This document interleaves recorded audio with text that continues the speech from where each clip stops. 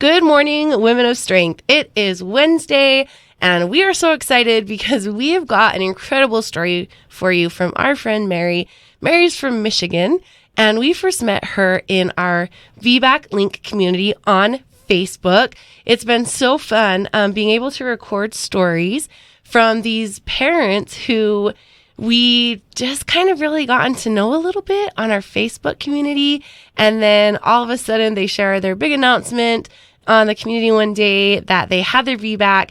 And then we're like, oh my gosh, will you please share your story with us? And then all of a sudden we are here recording with them in the studio. And it's been really kind of fun to make that connection. So we're so excited to hear from Mary in just a minute. But before I have Megan read the review, and before we turn it over to Mary, I wanted to kind of share a little bit of a story about something funny. Not funny. It's not funny, but something interesting that happened in our community today. There was a woman from Northern Virginia who had thought she had found a VBAC supportive provider, but it turns out he had a big bait and switch on her. And he told her, basically, he said, I'm going to just pull it up and read it right for you because this is just too good to ad-lib. All right, here we go. He said, listen, I'm at the point in my career where it's my prerogative to take on cases I want and not take on cases I don't. If you want your VBAC, I'll try under these stipulations. If not, fire me and best of luck finding someone else. And I was like, oh my gosh, this is crazy. And his stipulations, he had given her a sheet of paper with a whole bunch of rules on it. Now, when you're going for a VBAC in a hospital, you usually have to sign some kind of consent form that says, I acknowledge that there's a risk of uterine rupture, and I know that VBAC's not guaranteed, and things like that. Every hospital, I think, has a different version of that consent form.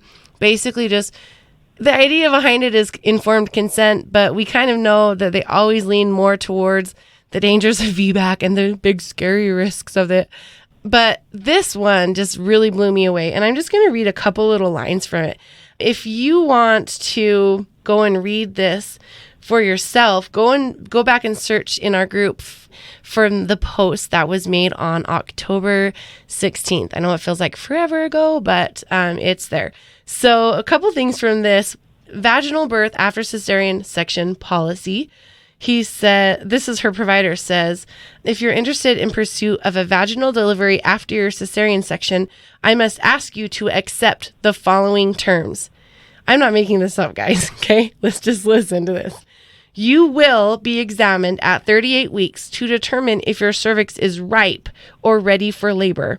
I will determine this and will not allow an attempt of vaginal delivery if the cervix is unripe by your due date. If your cervix is ripe, you may elect to wait until 41 weeks for delivery by C-section.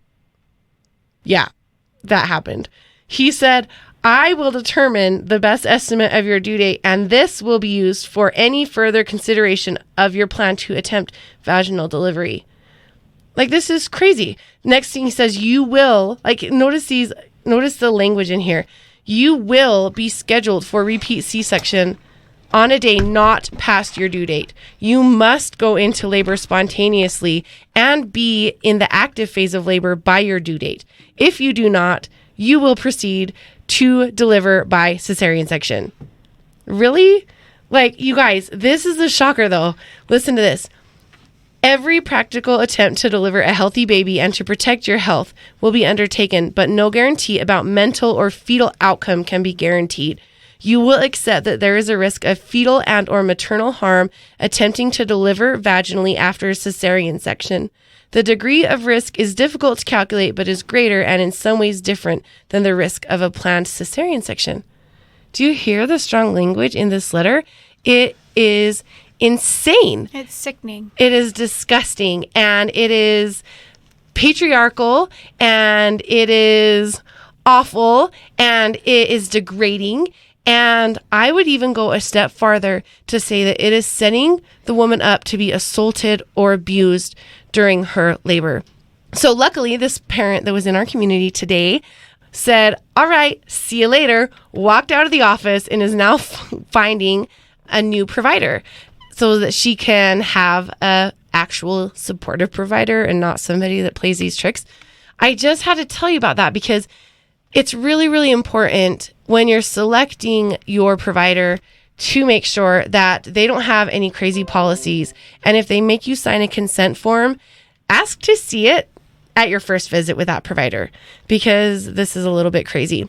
But anyways, after that story, Megan has our review of the week. I do.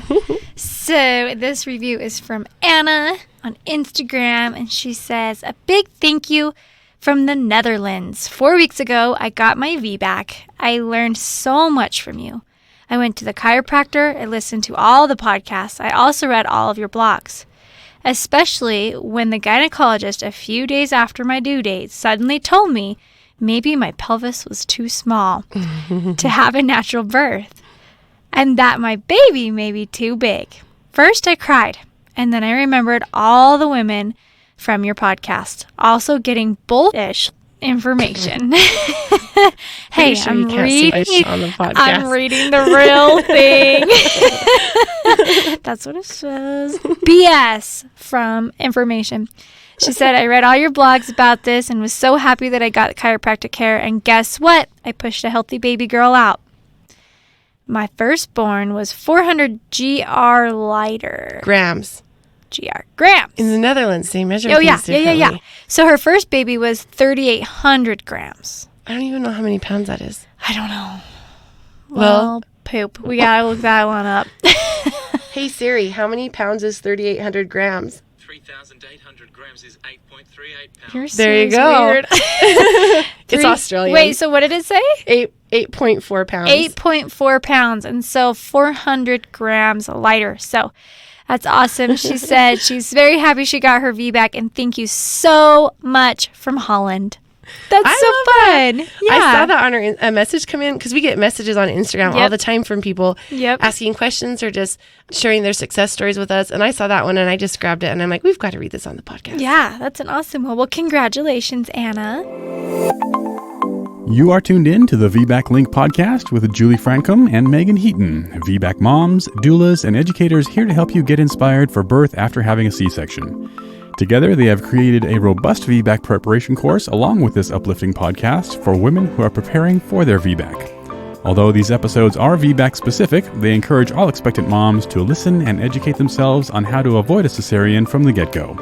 The purpose of this podcast is to educate and inform. It is not meant to replace advice from any other qualified medical professional. Here are your hosts, Julie and Megan.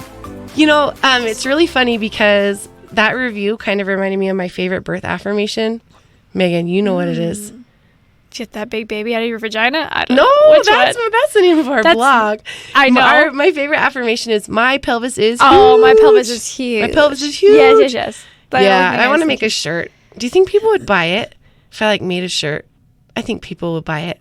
Yeah. We could give them to our people that take our class or something. That would be so fun. cool. Everyone, shirt size is required every time of sign up. That would be fun. I think one day we should do that. That's super Anyways, Mary, are you still there? We've just been chattering away over here.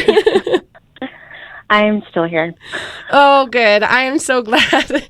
Well, we would love to hear all about your VBAC, and I want to share some details, but I'm not going to because we want to give you enough time to share your story. Okay. Well, from the reviewers from, you say Holland and from the Netherlands? Yes. Yeah. I'm from Holland, Michigan. What? Okay. Seriously, Julie does this all the time where there's these weird relations to when people's podcasts will air or review it. That's It's so my funny. It's my spidey senses. Yeah, I was gonna say your spider tingle. Or my Peter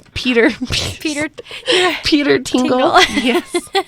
That's so fun. Well, awesome. So you are in Michigan. So are you in Holland, Michigan? Yeah, Holland, Michigan right now. Holland, Michigan. Is that where you're at? Yeah. Awesome. That is so cool. Super cool. Awesome. Well, let's hear this awesome story of yours. Okay. So, birth number one, I pretty much had a wing it mentality. I had little preparation. My husband and I took a hospital-based childbirth class. I skimmed what to expect when you're expecting, which is a free book at the doctor's office. I'm not sure if they do that still, but that was free, and I took it, and I totally bypassed the C-section chapters, thinking that I definitely wouldn't be one of the 30% of first-time moms delivering cesarean.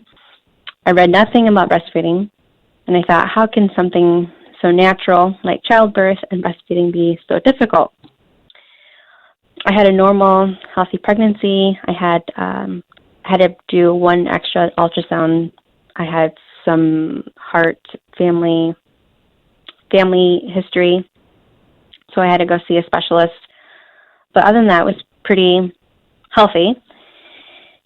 Our OB we pretty much loved, and we wanted her to deliver our baby, and so badly that we actually decided to induce on a day she'd be on call, which is at 40 weeks and 3 days, in which you ladies know that that's definitely not enough time to give a woman, to labor on its own. So I was very, very naive, and I put a lot of trust in the medical system, thinking that, well, if it's available, then I'm sure everything will turn out fine, just fine. Everything will just be great. So I was pretty naive. So we decided to induce, and I remember my OB saying, do you want to know the risk or anything like that? And I said, nope. And I didn't care. I don't know why. Just being dumb. I didn't care about the cons. I thought, well, many moms do this, and they deliver vaginally. Why can't I? So I was induced in the morning at 40 weeks and 3 days. By the afternoon, I was dilated to a 3 and got the epidural because a nurse on that shift told me that the anesthesiologist was going to surgery, and she didn't know when he would come out. And I thought, oh gosh, I am scared, because what if I do end up what if I think it's too intense and it's not available to me at that time? So I was pretty scared and ended up getting the epidural. Later on, I stopped progressing after 4 centimeters. By then, I had internal fetal monitoring, and they had to break my bag of waters. And it was late in the evening, my OB told me that my baby was presenting in clinic, and nothing was progressing. And she's like, you know what, you're physically exhausted, and your demeanor's changed. I think we should really think about getting a C-section. And I just decided, you know what, that's right, I am pretty exhausted, and let's just do it. I just want to meet my baby. Let's get this thing over with. So we ended up doing the C-section, and then immediately in recovery, I was just extremely tired. I missed my daughter's first bath, and I felt like I just felt like, wow, like my body failed me. I'm not good at this already. I'm a new mom, and I can't believe it. And so I just was really down in the dumps, and I struggled with breastfeeding right away. My baby couldn't latch. A nurse gave me a nipple shield right away, and a few days later in the hospital, my baby lost 11% of her birth weight, and she got jaundice. And then after talking to some lactation consultants, they suggested that I power pounce before my milk came in, and I also had to supplement with formula because of the weight loss, and use a nipple shield, and use a Hazel Baker. So you know what that is? Have you ever used that or seen a client use that? No. Yeah, so I had to use all of that all within the first week. That's really weird. Yeah. Or interesting. Sorry. Yeah, I was going to say interesting. Yeah. Yeah. So I had to learn how to do all of that. I did that for the first few weeks, and then totally just let that go. I was going to say that would be a lot.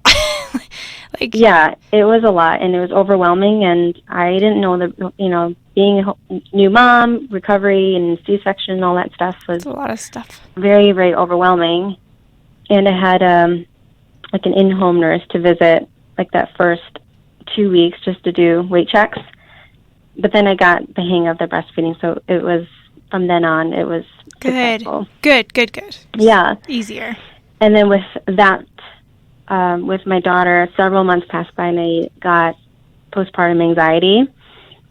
And I didn't know about it. I never experienced it, obviously, and I kind of self-diagnosed through reading lots of books on postpartum mood and disorders, and just figure that I think that's what I have. And that lasted for several months. And I think it was just being just overwhelmed. And we also moved to a different state. My husband went back to school, and I was pretty much on my own while he was at school full time. So that was pretty rough, but I knew, and then I found out about the doula profession and lactation consulting, and I thought this is something that I really would like to pursue. So I kind of kept it in the back of my mind and sat on it for about a year until we became pregnant again 2 years later. And I actually found out I was pregnant a week before my doula training. Oh. Yeah. So I knew with my second pregnancy that, okay, I need to find a VBAC supportive provider. Mm-hmm. And learning about just the birth process and VBACs, I knew that's what I wanted, and a doula. So again, with my second normal pregnancy, my provider at the time said, okay, great, let's do it. I support you. And then she actually ended up being VBAC tolerant, which was pretty upsetting. Towards third trimester, really, she ended up. Yeah, basically, every appointment was, okay, let's talk about scheduling a C-section every single time I saw her. So that was pretty upsetting, and it was at the point where I couldn't back out and find a new one late in third trimester. So that was a bummer, but I thought, maybe let's just get through this, and maybe maybe I could just really mentally get her out of my head. But that totally affected me, because every time I thought about her, or it just really messed with my psyche, which is, your mental state is very important when it comes to the birth process. So that affected me tremendously. So we kept going back and forth. She said, well, let's schedule it at 40 weeks. And I said, no, you got to give me more time than that. And then she said, okay, well, what about 40 weeks in 3 days? And I said, no, that's just not enough. And then she said, okay, well, what about 40 weeks in 5 days? She's like, okay, 41 weeks, and that's it.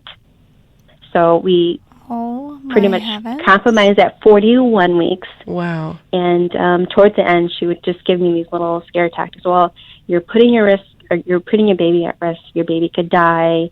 All of these things. Just putting a dagger in my gut, really. And I just kind of just let her give it to me, and I'm just gonna ignore her, because at that point I couldn't switch, so I just knew I had to deal with her. And at 40 weeks and 5 days, I had a scheduled NST at the hospital, and she ended up being on the floor, and she gave me a vaginal check, and she said I was 80% effaced and 1 centimeter dilated, and she asked if I wanted to be induced by a Foley bulb, and I thought, hey, why not? And I'm already here, so let's do it. So I got induced that morning, and it took 12 hours to get to a 4 or 5, so when the bulb comes out. It took that long. And I've never feeling contractions before.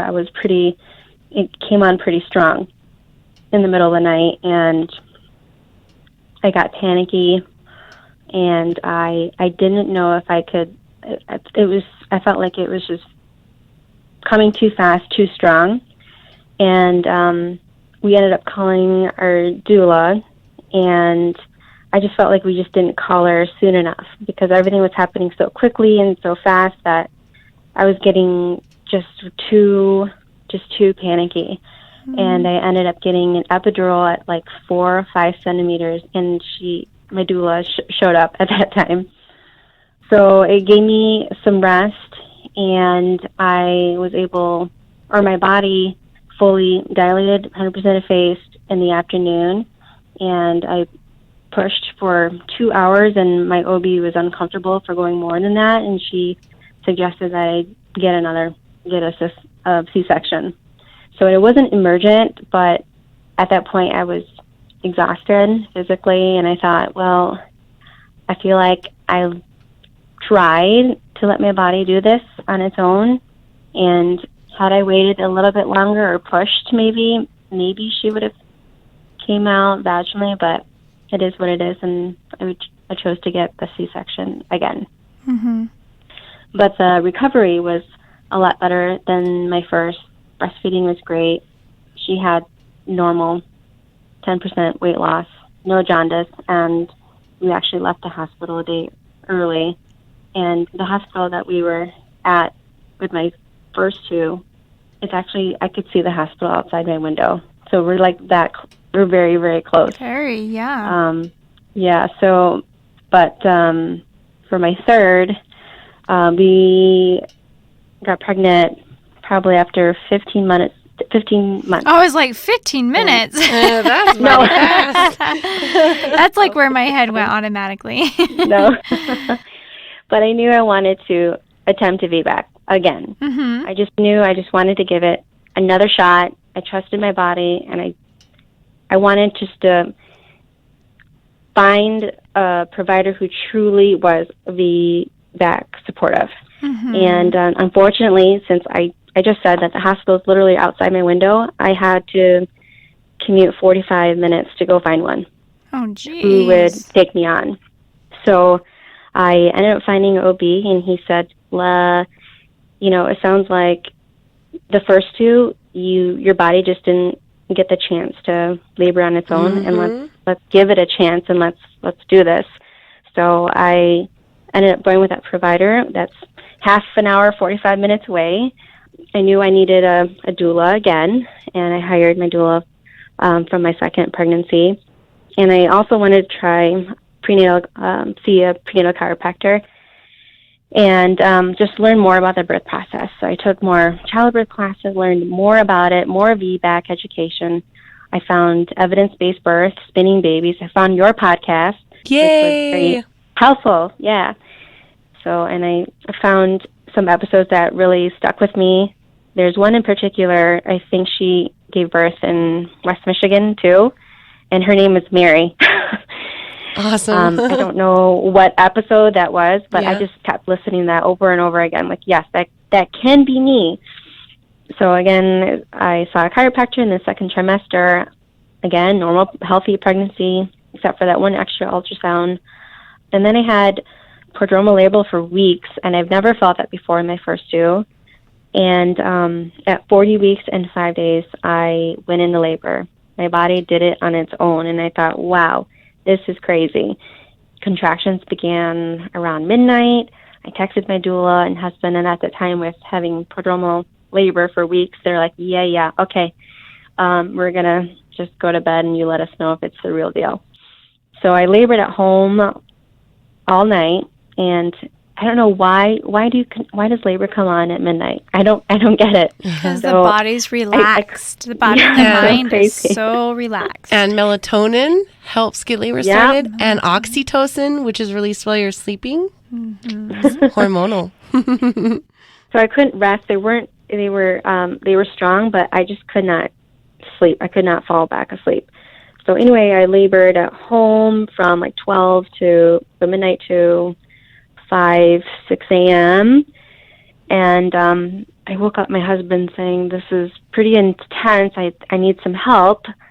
So he was giving me some physical comfort measures and whatnot. And he said, well, these contractions are actually 2 to 3 minutes apart. So I think we should go to the hospital. And I thought, well, I'm doing okay. I don't have a bloody show. I think I'm fine. And plus, I'm a doula, so I didn't want to show up at the hospital at a 2 or something. So I thought I'd probably just stay at home. I'm probably that. But we ended up calling the on-call midwife, and she said, well, you sound like you're coping well. Why don't you just take a shower, take a warm bath, and see where you're at after that.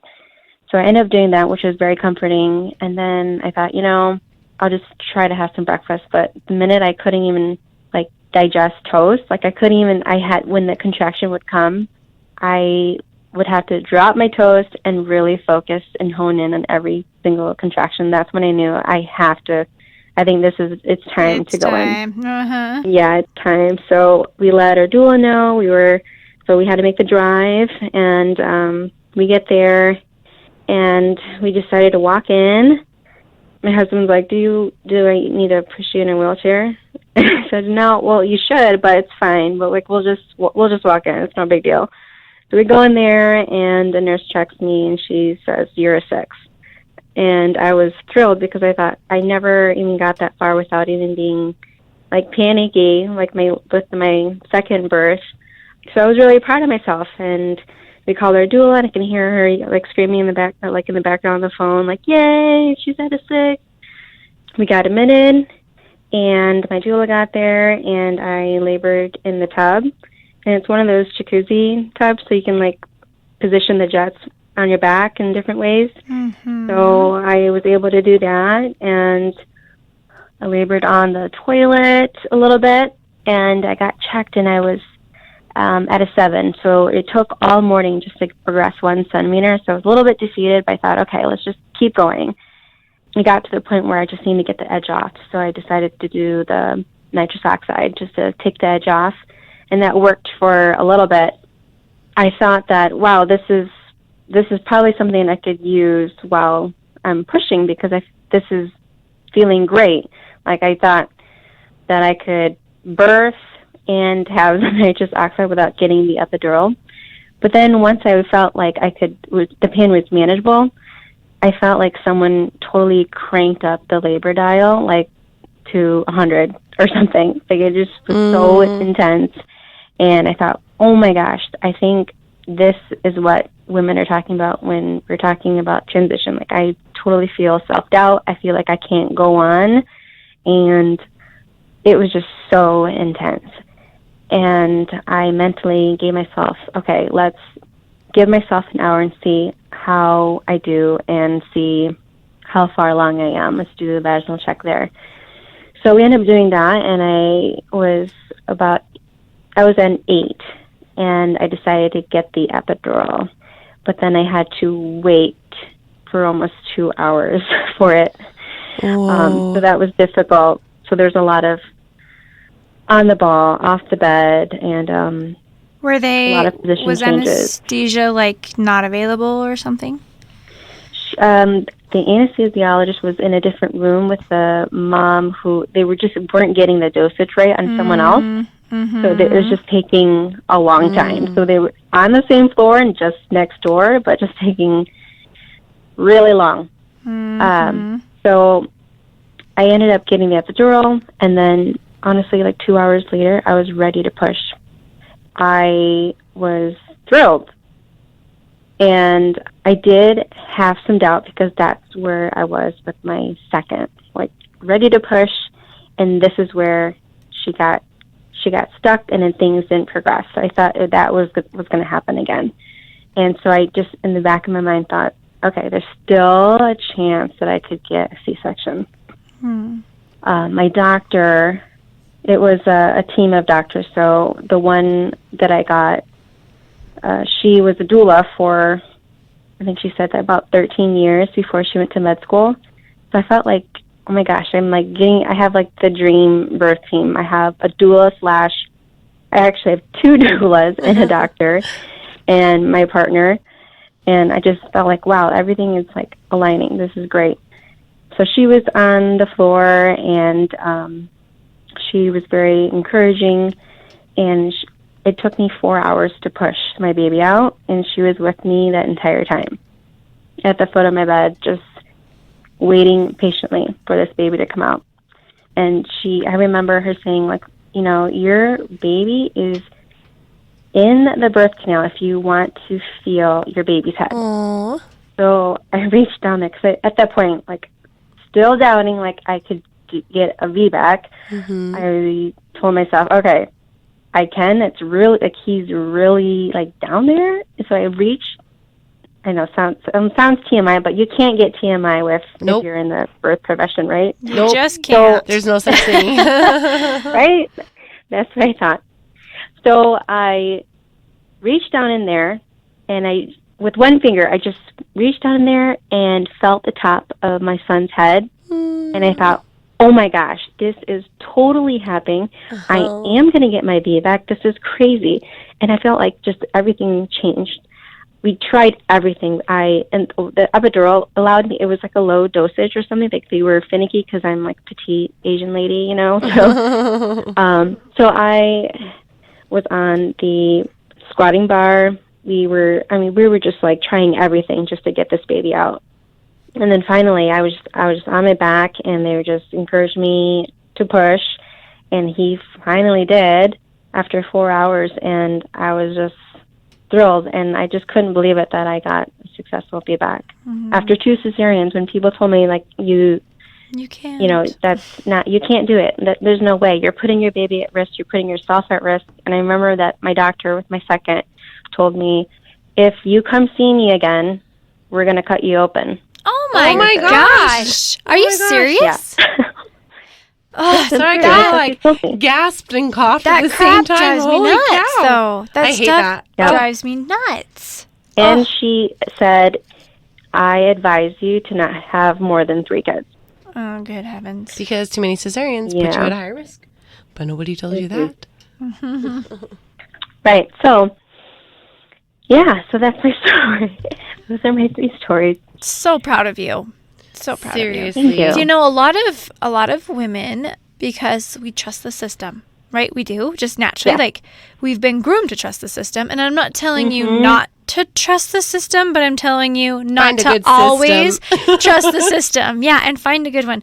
But a lot of women would be like, okay, like, I guess this is their last baby, and they may have wanted 5 kids. Well, and that happens so much. Yeah, it does. And Right. and like, oh, okay, I guess I can't have a vaginal birth. Like, I really wanted one, Right. but okay. And it's hard. It's so hard. You know, like me too. Like, I was told I would never get a baby out of my pelvis. Never. You know? And then she did. And then I did. And it's just so hard. So I'm proud of you for educating yourself and being informed and doing the things that you needed to do. And then trusting your body. Trusting your body and the ability that you have to push that baby out. And when you say, you know, I'm just a small Asian woman, I actually have a small Asian woman client right now. She's being induced tomorrow. She's a VBAC. So really excited for her and everything, and she has that in her mind that she can't push this baby out because her provider with the C-section, it was really frustrating, you guys. If you could only read her op reports. Oh my gosh. They literally say on them, after 7 minutes of pushing, it was clear that the person would not get, this woman would I not know this client. Yeah, Oh get my gosh. Tell me about it. yeah, would not get the baby out. 7 minutes. She pushed twice, and the doctor was like, boom, C-section. Yeah. I bet he had some bias against her small Asianness. I wonder. I Because really of do the wonder little that. petite. She's Yeah. very small. I do wonder that. And they told her that her baby was too big, and her pelvis was too small. Her baby was 7 pounds. 7 pounds. It's just so frustrating. And she's believing it a little bit. And so we've really had to work in our prenatals for her to not believe that because she's got a great pelvis. Even her midwife's like, you got a roomy pelvis in here, girl. Like, you might be small, but you can do this. So Right. Yeah, and that's send her what my some love. provider told me. Yeah, she said, and by the way, your pelvis looks great. So Awesome. it's very against what the provider with my second one said. So yeah. You know, I'm getting a little frustrated with providers lately. Like, we know that there are some really amazing ones out there, but I feel like with this system, it is so easy for providers to get overworked and tired and set in their ways. And like I was just talking about before you shared your story, the provider's like, I'm far enough in my career right now that I can, what were the exact words? I forget. I can pretty much take the births I want and not take the births I don't want. So if you want a VBAC, you've got to do it with my rules. And I feel like it's easy for providers to get sucked into that trap because they do a lot of work. They don't know how to properly process their traumatic births, or like I'm sure they've seen some things that are really, really hard in the birth space. And they are tired and they're exhausted, and they see birthing women all day in prenatals, and then they deliver babies all nights and sometimes on the weekends. And I feel like it's really easy to get sucked into that trap. But I also feel like that's not a good excuse to just treat a woman like she's just a number.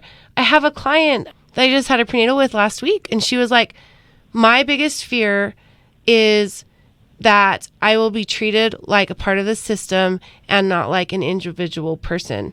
And so we did a little fear release. My favorite one thing is writing everything down and then burning it on fire. Just, I really love lighting all the fears on fire. And we did that for her, but it just really sticks out to me. And I feel like we kind of see trends sometimes, like in our community and with our clients, Megan and I. And I feel like that's kind of been a trend lately, is there's not individualized care. It's not happening in most parts of this birthing country, and even I would say the birthing world. And it's really sad.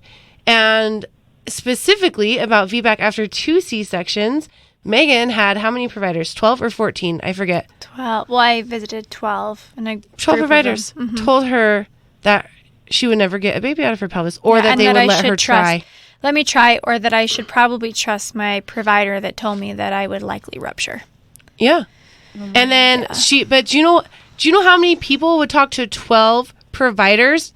Probably one, and that's really Megan. Exhausting. Like, it's a lot of work. It's a lot of work to fight against the system and to get what you want. But I want to talk about VBAC after 2 C-sections really quickly, because a lot of people, oh my gosh, I can't even count how many times. There's a couple of Facebook groups I'm a part of, and every once in a while, like, mom groups, and every once in a while there will be a post in one of them that it's not a birth community or a birth group, but it's just a mom group. And every once in a while there'll be a post about, I've had 2 C-sections, but I think I might want to try a vaginal birth this time. Does anyone ever had a VBAC after 2 C-sections? And then I'll always read through what has been said before I comment. And there's always a labor and delivery nurse on there somewhere that says, VBAC after 2 C-sections is so scary. Oh my gosh, I'd be so worried about you and your baby. Please don't try it. Please, it's really, really scary. There's so much more risks. The doctors I work with won't even do them because they're so scary. And there's always another parent on the group that says, I had 6 C-sections and I loved all of them and they were amazing. So I wouldn't put your baby's life at risk by trying for VBAC after 2 C-sections. There's always comments like this. I swear to you, every single time. And then I slowly make my little way in and I say, hey, do you know what? VBAC after 2 C-sections is a safe and reasonable option. And here's a blog saying so. And with all the updated information, actually, ACOG even recommends it as a safe option. And then I drop our blog, which is at thevbaclink.com/blog. It's called VBAC after 2 C-sections, 5 things you need to know. And then I say, if anyone ever tells you it's too scary, ask them for the statistics and for the evidence to back that up. Because I guarantee you, if you ever do that, nobody will have any facts to back that up. But I have facts. Here are my facts. And I never target it at anybody in the group specifically. I just say, if people are telling you it's too scary, ask them how scary. Ask them what the actual facts are. And then I give them the actual facts. And never once, I've done this several times, and never once have any of those labor and delivery nurses or moms or whoever is saying it's so scary come back and reply to my comment. Not once. But you know what happens? After I comment, there's more people that start commenting. I had a VBAC after 2 C-sections. My sister did, and it was great. Make sure you find a supportive provider. But it takes me, or not always me, but somebody jumping in and with actual facts and evidence to shift the conversation. And so I'm going to just highlight a couple things that are in our blog. First of all, our fabulous Megan, her podcast story is episode number 2. So if you want to go all the way back and listen to her story, it's pretty incredible. But your chances of having a successful VBAC after 2 C-sections are very similar to those of having a VBAC after just 1 cesarean. Even ACOG, like I said in their practice bulletin number 184 about VBAC, goes over 2 large studies. And the studies would have sample sizes large enough to account for small variances in population and things like that. And they even say that the success rates between VBAC and VBAC after 2 C-sections vary by less than 2%. So, for example, If your chances of success after VBAC are 70%, then your chances of having a VBAC after 2 C-sections are like 68%. That's what I mean by the 2% variation. So the success rate's pretty dang close. I would say even the same. Like I said, ACOG recommends VBAC after 2 C-section as a safe option. I'm going to actually quote them here. And they say that it is reasonable to consider women with 2 previous low transverse cesarean deliveries to be candidates for TOLAC and to counsel them based on the combination of other factors that affect their probability of achieving a successful VBAC. We hate using the word like success or failure for birth, but that's just what ACOG says. Choosing a repeat cesarean does not eliminate your chance of rupture. What? What do you mean? If I schedule my C-section, it doesn't eliminate my chance of rupture? Are you kidding me? People walk around like, yeah, my C-section's scheduled for 39 weeks. So they think all the risks are gone. First of all, there's risks with repeat cesarean we're not going to get into. But it is your history of cesarean that puts you at risk of rupture, not attempting a vaginal birth after cesarean. Plenty of women have ruptured before even going into labor. It just happens. Not to make you afraid. It's still really rare, but it does happen. Yeah. Yeah, but it does. It does happen. There are things you can do to minimize uterine rupture risks, and I want to talk about some of the things that Mary did. First of all, she labored at home as long as possible, which included staying away from the medicalization of birth. So the earlier you get to the hospital, you're on a clock for longer, they're going to want to start Pitocin, they're going to want to strap you down to the bed, they're going to want to give you an epidural. All that immobility, all of those interventions can increase your risk of rupture slightly. So she stayed away from induction, avoid augmentation of labor, which means speeding it up, things that speed it up like Pitocin. Avoid excessive Pitocin. Now, VBAC can be induced safely, but start it out low and go slow. No need to start Pitocin pit at a 4 and raise it by 4. Yes, I've actually seen that in a VBAC mom. That is called pit to distress. We do not want to do that. Avoid Cytotec, Cervidil, evening primrose oil. There's a couple other gel prostaglandins. Any artificial prostaglandins that are used to ripen the cervix, avoid them completely. Those increase your risk of rupture by a pretty significant amount. Avoid providers who aggressively intervene. Stay mobile, walk, change positions. In early labor, if labor stalls, rest or sleep. Don't try and pick it back up. Mm-hmm. Sometimes your body just needs a break. Do everything you can to make sure baby is in an optimal position before labor begins. And that I would add to that you are creating enough space in the pelvis for baby to move in. So LOA is not the only position that matters. And we are going to talk about that in another episode. Avoid breaking your water artificially. Avoid an epidural if possible, again, for the mobility. Have attentive labor support with you all the time. And guess what? That's what Mary did. She said, I think she called it the birth dream team. She had a provider birth dream team because she had a supportive provider. She had a doula. She had a husband who knew what was going on. All those things can help reduce your risk of rupture, but also if rupture does happen, they will be aware of the differences and be able to alert medical staff immediately if your provider's not in the room with you. And then last but not least, I would say honor your intuition. I think most of the uterine rupture stories that we've heard, somebody has felt that something was not quite right before a rupture has been identified. Megan was at a rupture and Megan knew, I'm so proud of you, Megan. Megan knew that her client had ruptured 2 hours before the midwife even acknowledged anything. And then even the OB, nobody believed that her client had ruptured until she was having a repeat cesarean and they saw a 2 centimeter rupture in the scar. Mm-hmm. Insane. Yeah. Honor that mama's intuition. We have a story about uterine rupture on our podcast with Heather, and even she felt like something was wrong before her uterus rupture. So listen to that intuition. And then the last but not least, the risk for rupture is still incredibly low, maybe even the same as a VBAC after just 1 C-section.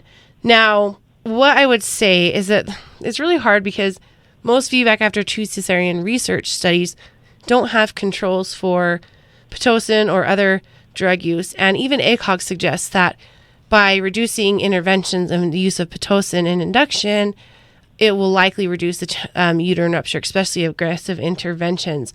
So Nearly all of the VBAC after 2 C-sections studies that have been done actually aggressively use Pitocin for more than half of their participants.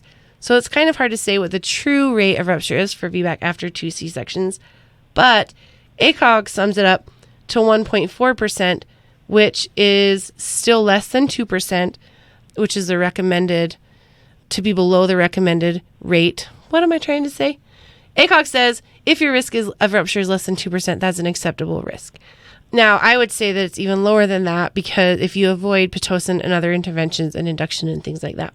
So, pretty awesome. I would say this is the biggest thing. For some people, 1.4% chance of rupture or less is not an acceptable risk. And for some people, it is. But this is the thing. Get educated, know the facts, know what the statistics are.